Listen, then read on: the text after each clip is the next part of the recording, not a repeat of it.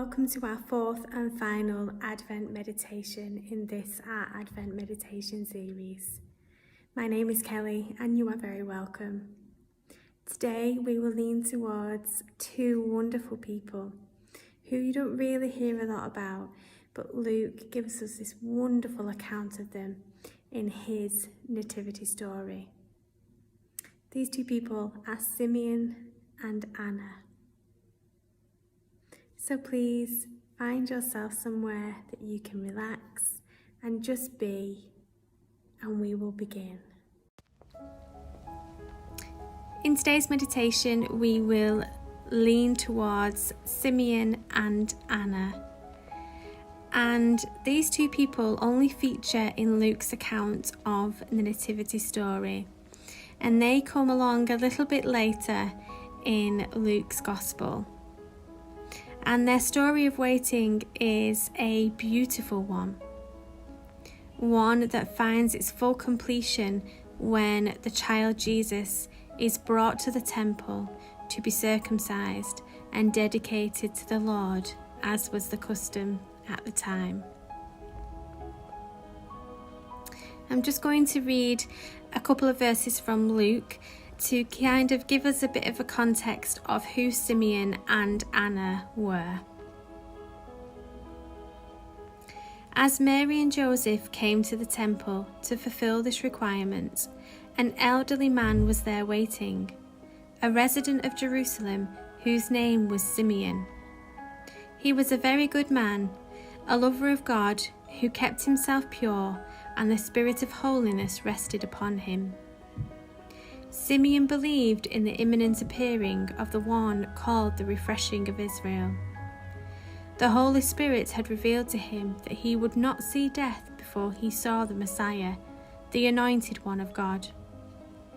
For this reason, the Holy Spirit moved him to be in the temple court at the very moment Jesus' parents entered to fulfill the requirements of the sacrifice.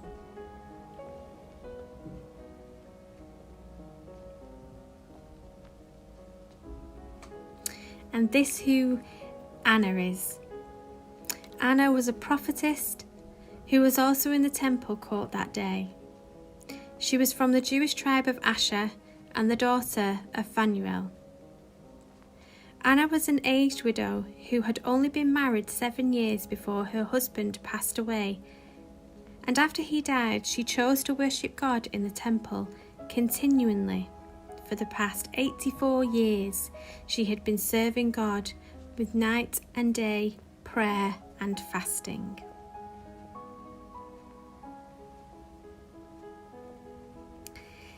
Simeon and Anna had been waiting a very long time for the coming of Jesus and their promise. Simeon and Anna continued to show up, however, with expectation and faith. They were there at the temple waiting for God. They were there listening for the Holy Spirit to tell them when they needed to be there and what they would find.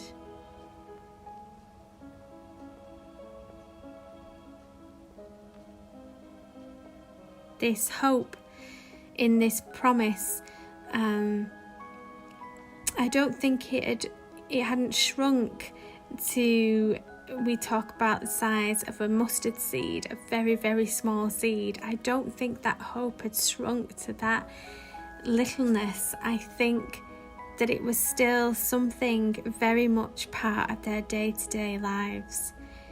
Their promise hadn't been written away in a diary and they'd forgotten about it.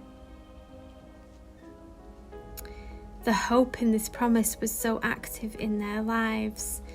They had this patience that could weather decades and decades of waiting. We have heard from Henry now and before in our meditation, and we hear from him again, and he wrote that impatient people are always expecting the real thing to happen somewhere else, and therefore want to go elsewhere. This moment is empty, but patient people dare to stay where they are, patient living means to live actively in the present and wait there. And this is what we see embodied in Simeon and Anna.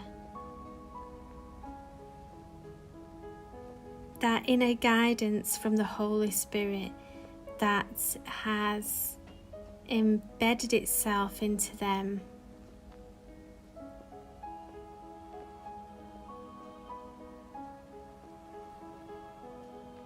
And that patience that they had in knowing that they could just wait and God would deliver. That patient waiting has anchored itself so deeply to a promise that they held close to them. And when that promise was fulfilled, I can only imagine what that contentment and peace felt like.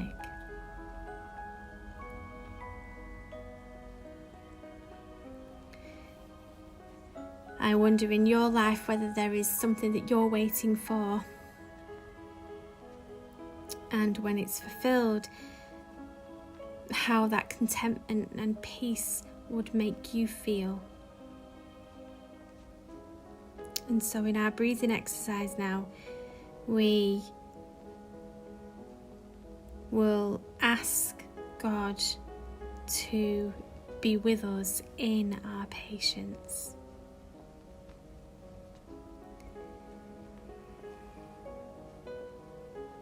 So I invite you to take a deep breath in, and as you inhale, silently say to yourself the words, I wait.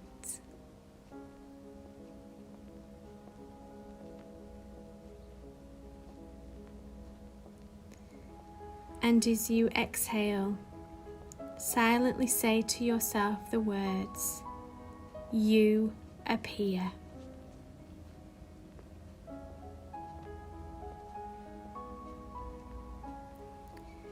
I wait, you appear.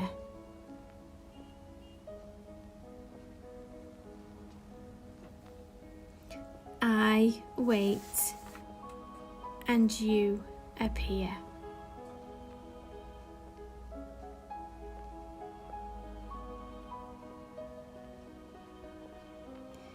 You may notice that this breathing meditation works like a circle. We say to God, I wait, and we declare that He appears.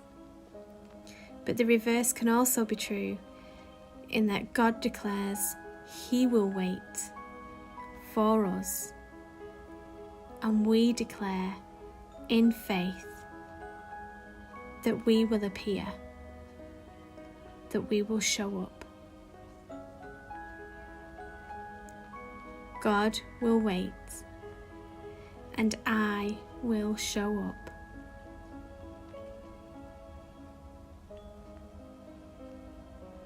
Like Simeon and Anna, we can position ourselves in a place to be present when that promise is fulfilled. To be patient, to stay exactly where we are. Declaring, I will be there. I will wait for you to appear.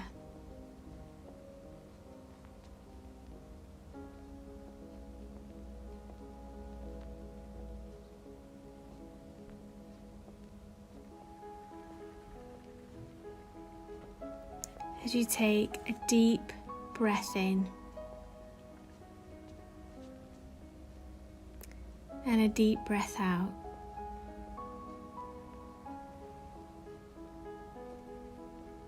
let a smile come to your face. Let these meditations on waiting, these people that we have been hearing about, fill you deeply with the knowledge of who God is and how He keeps His promises. Maybe not always in the way that we would like, we would imagine, but in His way and in His time.